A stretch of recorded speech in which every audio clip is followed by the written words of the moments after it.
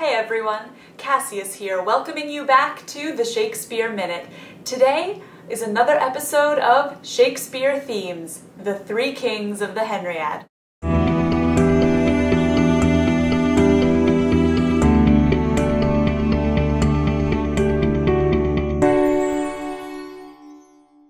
Okay, so I am ready to do my final companion piece to the Hollow Crown. Now that we're all done watching all four of the Henriad plays, Richard II, Henry IV Part 1, Henry IV Part 2, and Henry V, it is time to discuss the three kings involved here. That is Richard II, Henry IV, and Henry V.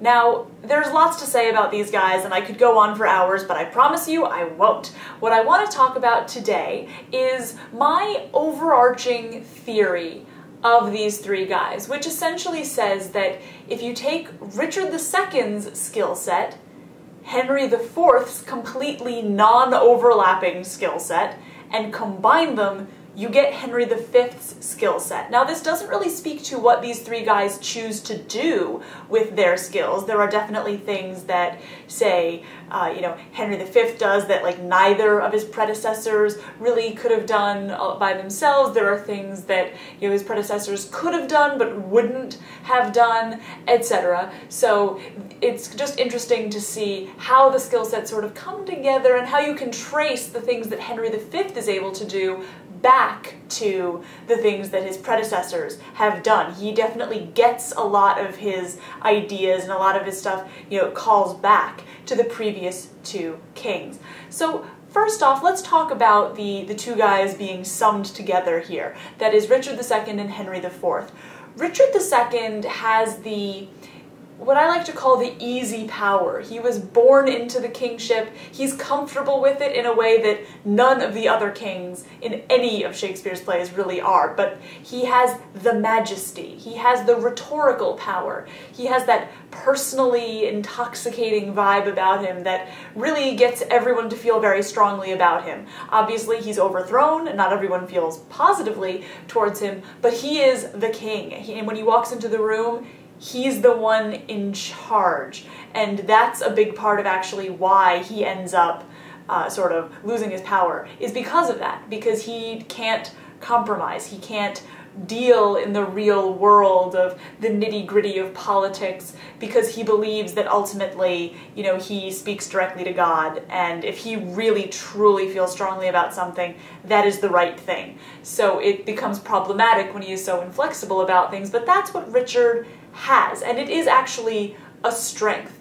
Even as he's falling from power at the Flint Castle scene in the middle of Richard II, he's already on his way out, and yet people are saying, he still looks like a king, he's still the one controlling the conversation. Henry IV comes in and he immediately proves that he has the exact opposite skill set. Anything Richard can do, Henry can't. Anything Richard can't do, Henry can. And it's really interesting to see how every challenge that Henry faces is sort of a mirror image moment to things that Richard faced earlier in the play. Henry, of course, is the political strategizer character. He's the glad-hander. He'll go around and he'll sort of do the stump speeches and everything. Very one-on-one. He doesn't show up and automatically have anything. He's the one who knows sort of how to work for it. And he does. And he gets this huge political base. He's very good at compromising. He's very good at understanding what he has to do based not on any divine mandate, but based on what the other political powers that be would have him do. That said, he can be very powerful in ways that Richard couldn't. Obviously, in the moment where all the gloves start being thrown around in Act 4, something that was cut from the Hollow Crown, by the way, Henry can put his foot down and say, "Stop fighting, guys," whereas Richard really didn't have from that. However, Richard, when Richard puts out a hit on somebody, something else that was cut from the Hollow Crown, he knows that no one will implicate him, whereas when Henry puts out a hit on Richard, he is immediately implicated by the man who carried out the crime, and you see that they have completely different ways of approaching things. They have different skills, and different situations prove more or less difficult for the two of them. Now, if you take the easy charisma, rhetorical power of Richard, and you take the military political strategy power of Henry IV, and combine them, you get Henry V. Now, Henry V comes into the crown at a very different place. Richard, it's destiny. For Henry IV, it's an unhappy accident. And for Henry V, it's obligation. The kingship for him, it's not something that he revels in the way that Richard did. It's not something that he feels personally guilty about the way that Henry IV did. He's not that nervous about it. But for him, you know, he saw it coming for a long time, and he's just ready to grit his teeth and do this and do it really well. And a lot of things that he says and does recalls the skilled decisions of his two predecessors. Even as Prince, when he, at the Battle of Shrewsbury, comes in and he, at the end, is willing to let the Earl of Douglas go free. He says, you know, you are such a noble prisoner of mine, I will let you go. That recalls one of the first royal acts of Henry IV, his father, who lets the Bishop of Carlisle go despite the fact that they were enemies in the recent rebellion. So, but of course, Henry V's rhetorical power, he comes out and he's just this wonderfully brilliant speaker. That obviously is something that Richard had, but not his father. He's the one who knows how to be this brilliant, wonderful, inspirational figure, but on the other hand, he can sort of go undercover into the ranks, which is a very complicated act, something that I think neither of his predecessors could have pulled off. Richard is so obviously kingly that if he tried to go incognito anywhere, people would immediately know that he was the king.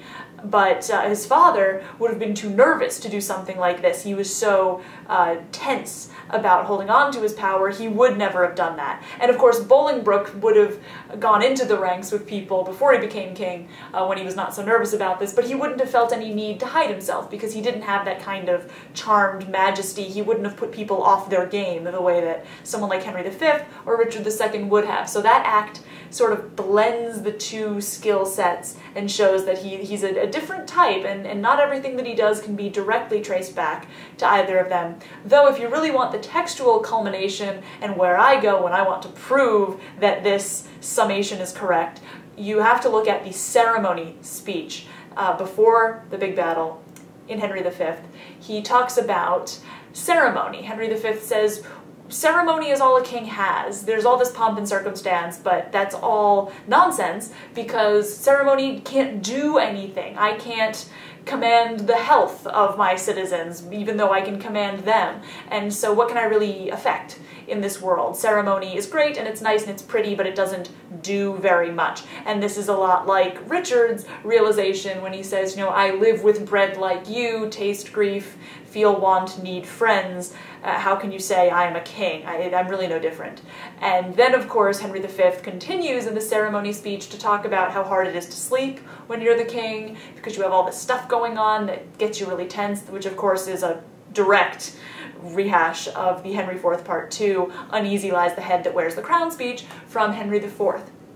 So Henry V, what's really interesting about him is that even though he comes into this at a completely different place than either of his two predecessors, he's able to use the skills that both of them had to come together and be the most awesome king that England could possibly want. Of course, he didn't get to be king in France, but that's a story for the other tetralogy of histories, which I'm sure we'll cover on the Shakespeare Minute at some point in the future. But for now, I would like to wrap up my coverage of the Hollow Crown plays in conjunction with that series, and I promise we will be off to some other plays to take a bit of a break from these.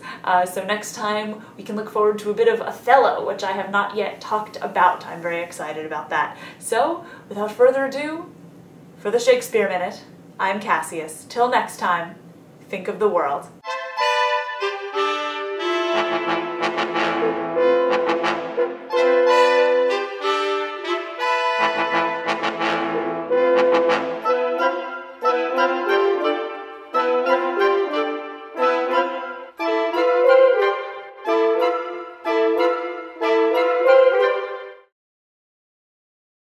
Oh, also, I have this analogy that takes Richard II, Henry IV, and Henry V and analogizes them to Henry VI, Edward IV and Richard III. Yes, that means that Henry V and Richard III, as the big, high body count superstars, are meant to be the analogs for each other. It makes total sense. I totally promise you it does. And Henry VI, Richard II, they're basically the, direct line to God, middle guy, usurper, crushed to death over the course of their kingship. And then at the end, it's just war and craziness. It makes sense to me.